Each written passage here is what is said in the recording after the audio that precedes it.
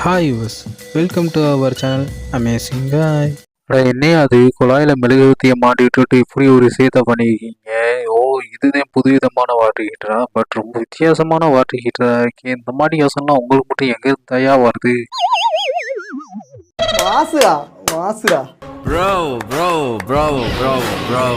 ஓ wow, அதை விட இது ரொம்ப புதுவிதமான வாட்டர் ஹீட்டரா இருக்கே. ஆஹா, என்ன ஒரு புத்திசாலித்தனம்.